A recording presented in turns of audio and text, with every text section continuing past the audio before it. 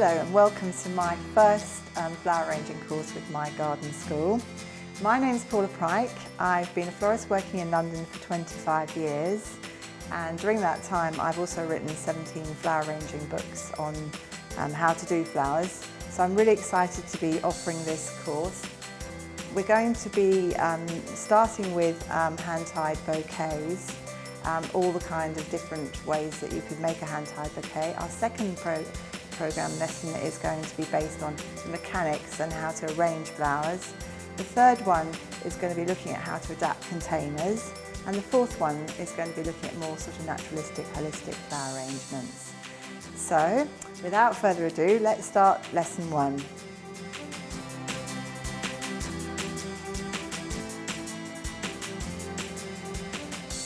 Okay, the first one we're going to make is a loose mixed bouquet, mixed of all different types of flowers and foliages.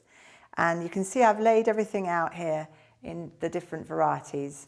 And before you can even begin to start to make a bouquet, you need to strip all the lower foliage, so it's not going to be in the water when you put it back in the vase.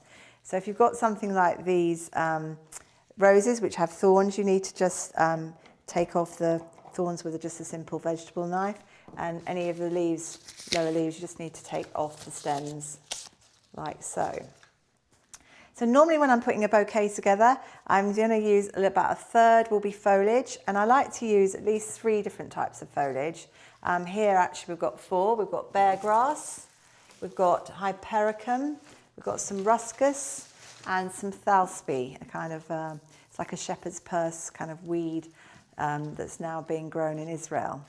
And then I've also got several varieties of flowers. I've got some roses, some calla lilies. They're beautiful. They're like the supermodel of the flower arranging world, all lovely and thin and tall and elegant. And one of my favourite flowers is the Gloriosa. This was originally found by one of the Rothschild family in Thailand, so it's called Gloriosa Rothschild. And what I like particularly about it is it's got the 2 tones, the pink and the sort of edge of the yellow and the lime green. So what I've done is I've used this kind of the muse for my collection of flowers by using some pink flowers and also some yellow flowers. As you'll see, that's something I quite often do when I'm selecting my flowers. I've also got some Viburnum opulus or Guelder rose, and some shamrock chrysanthemums and some yellow achillea.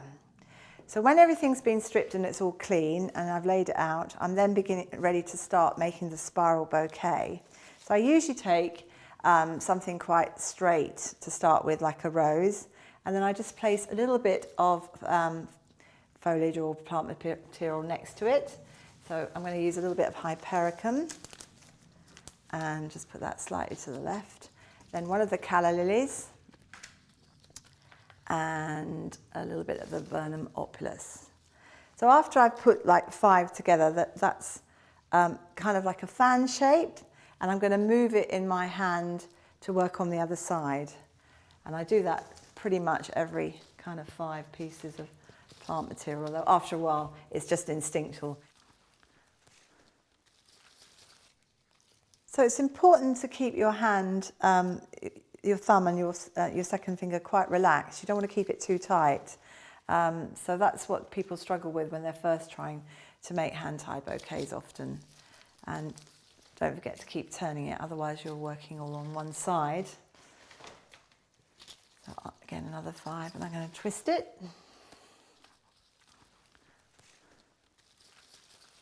So this is a big bouquet. I'm starting with something quite grand, just to show you how many pieces of plant material you need for a large bouquet. And then we're going to break it down and show you how to simplify it slightly to practice.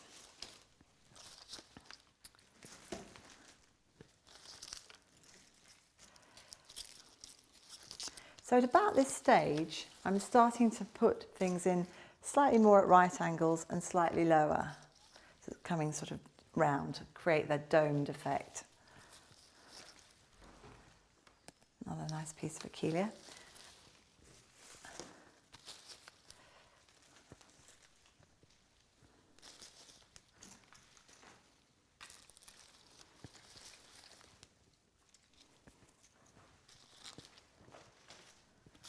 still add the foliage as you go along as well.